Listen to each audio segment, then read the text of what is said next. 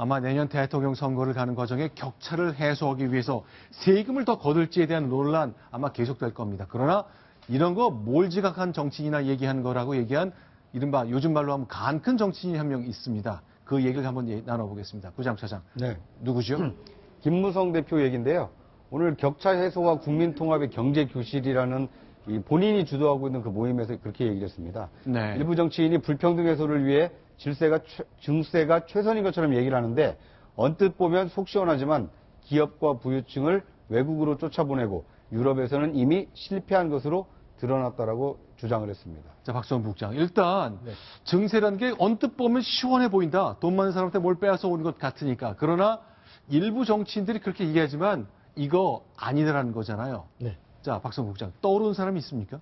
누구를 염두에 뒀을까요? 뭐 아주 가깝게는 사실은 당내에서 우리가 그 유승민 대선 주자의 한 사람인 네. 유승민 전 원내대표가 네. 전 원내대표 연설에서 할 때 이제 증세 없는 복지는 없다.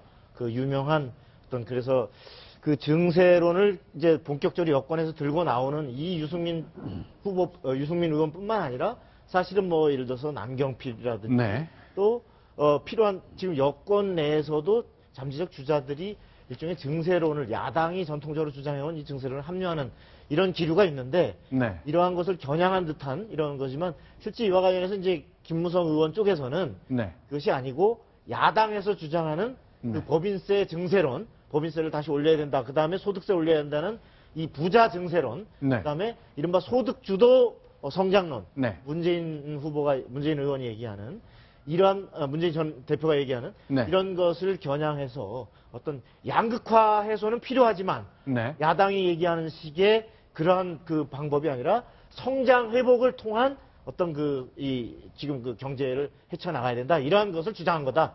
이렇게 설명하고 있습니다. 네. 네, 오늘 교섭단체 연설로 그 추미애 대표가 연설을 했는데요. 이 법인세 정상화라는 표현을 썼습니다. 그러니까 증세라는 말 대신 법인세를 정상화하자. 네. 그러니까 이명박 정부에서 2% 정도 감세를 했으니까 네. 그걸 정상으로 돌리자. 즉 2% 정도 올리자라고 얘기를 했는데요. 네. 이렇게 법인세를 2% 올려서 정상화하는 것이 기업과 국민이 상생하는 길이다라고 주장을 했습니다.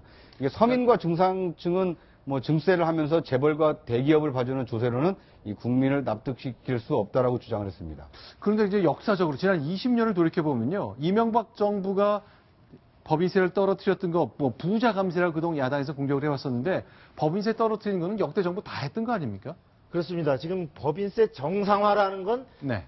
지금 추미애 대표를 비롯한 야당에서 쓰는 그 야당의 입장에서의 정상화고 사실은 법인세는 과거 이명박 정부 때 25%에서 22%로 낮췄지만 네. 그 전에 노무현 정부 때도 2%를 낮췄고 네. 그 전에 또 국민의 정부 김대중 정부에서도 1%포인트를 낮췄듯이 네. 이렇게 그 지속적으로 낮춰온 것이 우리 과거 정부의 추세인 게 네. 이게 사실 우리의 주변 경쟁국들 네. 뭐 일본, 대만 이런 나라들이 지속적으로 법인세를 낮춰오는 추세고 네. 또 서구 선진국도 마찬가지로 그래서 어떤 기업들이 해외로 나가지 않고 여기에 많이 이 나라에 와서 투자해달라 그래서 일자리를 만들어달라 이런 취지이기 때문에 네. 저것을 정상화다라고 하기보다는 네. 되도 원위치 시킨다 이렇게 표현을 하지만 과연 무엇이 정상인가 이것에 네. 대해서는 그 서로 간의 경제관이 다른 이런 상황입니다.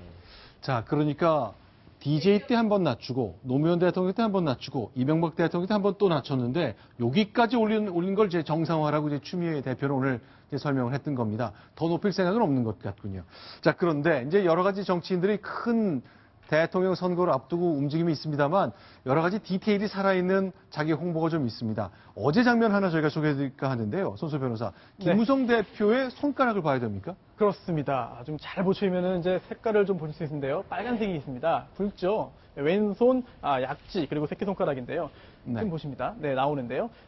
한 달쯤 전이었습니다. 김무성 네. 전 대표가 이제 민생 투어를 떠났는데, 네. 예, 딱 한 달 전이네요. 지난달 네. 7일에 고향인 그 경남 함안에서 네. 항로와 축제장을 들렸고요. 네. 여기에서 왼손 손가락 두 손가락에 봉숭아물을 들었습니다. 네. 그러면서 이제 이 봉숭아물을 들여서 아직 남아있는 것이 네. 화면에 잡힌 그런 모습입니다. 네. 예전에 이 봉숭아물을 들여서 이 첫눈 올 때까지 봉숭아물이 남아있으면 네. 첫사랑이 이루어진다 뭐 이런 그 속설이 네. 있지 않았습니까? 네. 김무성 대표가 물들인 저 봉숭아물이 첫눈 올 때까지 남아있으면 내년 대권에 네. 좀 희망이 생기는 거 아닌가 이렇게 볼 수 있지 않을까 싶습니다. 자, 기후변화가 격심하기 때문에 첫눈, 뭐, 늦게 올 수도 있고 빨리 올 수 있겠습니다만, 김무성 대표는 어쩌면 구자영 차장 말씀대로라면 빨리 이상기후에 따라 11월쯤 왔으면 아마 저거 남아있을 수도 있겠습니다. 자, 손톱물 들인 얘기 좀 나눠봤고요. 자, 이번에는 이정현 대표 얘기 나눠보겠습니다. 오늘 이희호 여사를 찾아갔군요. 그렇습니다. 어제 대표 연설하면서 이 새누리당과 호남의 그 연합을 주창하지 않았습니까? 어떻게 보면 호남 정치권에 큰 영향력을 가지고 있는 김대중 전 대통령의 부인인 이희호 여사를 오늘 예방했습니다. 실제 어떻게 말씀을 했는지 한번 들어볼까요? 확인합니다. 남편 추도식에 참석해 주셔서 정말 감사합니다. 제가 정말 너무 존경하고 어렸을 때부터 네. 많은 걸 배우고 그렇게 자랐습니다. 어제 대표 연설하시면서 김대중 대통령님 잘 못 도와드렸다고. 자, 저희들이 그 당시에 이제 야당이었었습니다. 네. 새누리당이. 근데 처음 해본 야당이라 그때 무조건 반대하는 것이 좀 야당의 역할인 줄만 알고 참 그 당시에 그 힘들고 어려울 때 얼마나 어려우셨을까. 그래서 잘 도와드리지 못한 점을 사과드린다고 공식적으로 어제 제가 연설을 국회에서 했습니다. 예. 자, 박성부 국장. 이제 이정현 대표가 굉장히 저만한데 전 전략적으로 가만히 있을 거라고 봅니다. 이런 분들이 들었으면 참 좋겠다 싶은 게 떠오르는 분들이 있죠. 네, 지금 사실 이정현 대표의 저런 얘기는 저도 이제 따로 이 사석에서도 좀 네. 많이 이정현 대표가 하는 얘기인데, 네. 사실 그 당시에 김종필 총리 서리를 인준동의안을 거의 6개월 가까이 네. 이렇게 잡으면서 사실 굉장히 발목 잡는 야당 역할을 새누리당이 그 당시 한나라당이죠. 네. 했었는데 네. 지금 저런 것에 대해서 지금 야권의 어떤 야권을 이끌고 있는 네. 구축인 국민의당과 또 더불어민주당 여기에 노무현 대통령, 김대중 대통령을 각각 원조로 모시는 이러한 당에 대해서 과거에 우리가 야당 노릇을 처음 해보다 보니까 네. 사실 수평적 정권 기조가 처음 이루어졌잖아요. 그래서 네. 그러다 보니까 반대만 하는 게 야당의 역할인 줄 알았는데 지금 와 보면 많이 잘못됐다 이렇게 얘기하면서 네. 지금 이제 현재 야당은 더민주당이나 이런 국민의당은 과거 오랜 야당을 해봤기 때문에 네. 어떤 맨날 반대만 하는 것이 아니라 때로는 쥐었다 폈다 이렇게 해줘야 된다는 걸 알고 그런 과정을 통해서 김대중 대통령이 집권에 이르렀고 네. 그리고 또 여당도 해봤고 또 야당도 해보니까 네. 이제 맨날 반대만 하지 말고 지금 김재수 농림부 장관 해임안 또 무슨 특조 연장안 이렇게 계속 반대만 하지 말고 좀 협조해 주실 수 있도록 그 여사님께서 좀 의무로 뒷받침해달라 네. 이런 호소를 하는 것 같습니다. 이정현 대표는 이 당대표에 나서면서 공약으로 내세운 거예요. 네. 호남 출신인 자신을 당대표로 만들어주면 네. 내년 대통령 선거에서 호남에서 20% 지지를 가져올 수 있다고 공언을 했거든요. 네. 그 약속을 지키기 위해서라도 김대중 전 대통령에 대한 인기가 높은 호남 지역에 대한 구애를 끊임없이 할 것으로 보입니다. 실제로요, 오늘 이제 추미애 대표가 연설했는데 새누리당에서는 묘한 지령이 떨어졌다면서요. 네, 어제는 그 야유가 상당히 야당 의원들로부터 많이 나오지 않았습니까? 그런데 오늘 추미애 대표 연설에서는 야유나 고성이 거의 찾아볼 수 없었고요. 그런데 그 이유를 살펴보니까요. 이정현 대표와 정진석 원내대표가 소속 의원들에게 문자 메시지를 보냈다고 합니다.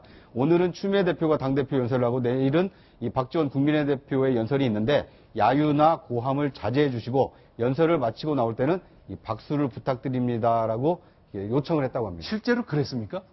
네, 오늘 실제로 그 야유와 고성이 거의 들리지 않았고요. 네. 대표 연설을 마치고 나왔을 때 둘러싸고 있는 게 이정현 대표 또 조원진 최고위원, 새누리당 의원들이 먼저 다가서서 악수를 하는 모습을 보였습니다. 알겠습니다. 이제 야당의 이제 대표 연설 때 이제 새누리당이 야유하지 않았거든요. 지령이 따로 있었습니다만 어쨌건 잘 지켜진 것 같은데 내일도 한번 더 보겠습니다. 좀 이런 본회의장 문화를 빨리 바꿔야 되겠죠. 다음 소식 보겠습니다. 이번엔 9번째 소식입니다. 야구 얘기입니다. 순위 확인합니다.